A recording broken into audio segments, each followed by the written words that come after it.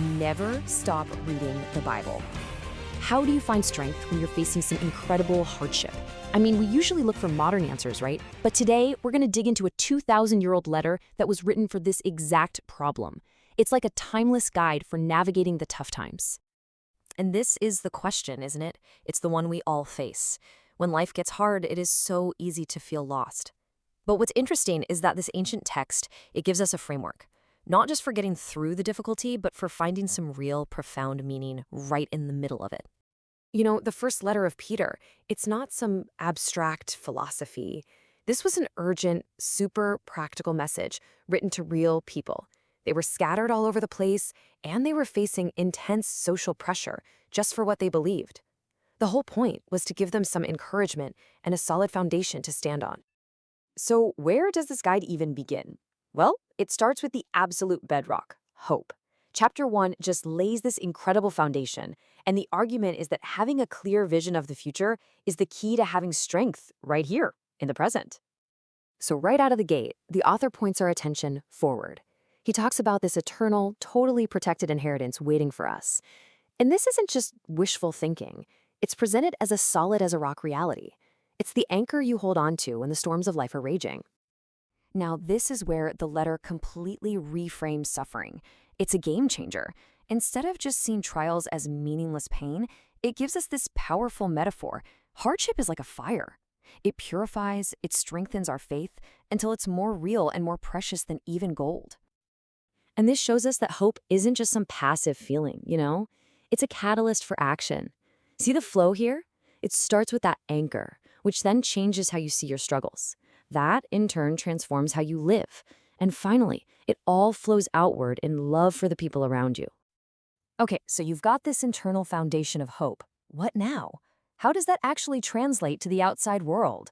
Well, Chapter 2 explores exactly that, how this hope literally shapes your identity and everything you do. The letter gives this community a new, collective identity, a royal priesthood. This meant they weren't just a random bunch of people. No way. They were a chosen community with a shared mission to actually show the goodness of God to the world around them. And the advice on how to live this out gets super practical. It's about inner discipline, controlling your personal desires. It's about actively doing good for others. It means having a baseline of respect for the government and laws. And it's about always remembering you're a sojourner. Basically, a citizen of another world, just passing through this one. Okay, now we get to a really crucial point. The letter makes this super sharp distinction. It basically says, look, if you suffer because you did something wrong or broke the rules, well, that's just a consequence. But, and this is a big but, if you suffer for doing what is right, that's something else entirely. That's a unique opportunity. And this is a truly radical idea. Patiently putting up with unjust suffering isn't a weakness. In fact, it's described as something beautiful and commendable. It's actually presented as the ultimate way to follow the example of Christ himself. So Chapter 3 takes all these big ideas and applies them where the rubber really meets the road, our daily lives and our relationships. This is where theology gets really, really practical. That theme of respecting authority pops up again here, but now it's focused on relationships inside the home. The idea seems to be that mutual respect helps believers avoid causing any unnecessary drama or social disruption. And this brings us right to the climax of the whole argument, stated as plainly as possible. This is the core ethic of the entire letter. If you have to suffer, make sure it's for doing good, not for doing wrong. That's the path of true integrity. The chapter also clears up a key concept, baptism. It's not just about the physical act of getting washed with water. No, it's an outward sign of a profound inner reality, a clean conscience and a completely transformed person who's committed to this new way of life. So when you pull all these chapters together, you start to see this single, powerful message emerge. It's a message designed to give strength to people facing immense pressure, both back then and right now.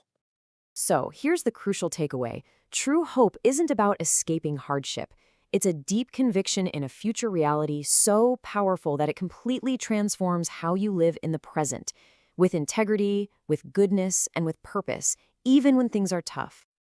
And that leaves us with one final question to chew on. Whether you share the specific beliefs in this letter or not, the principle is universal. What we believe about the future fundamentally changes our resilience today. So, how does your hope shape your life? It's a profound question to consider. This has been an explainer from the Center Studio.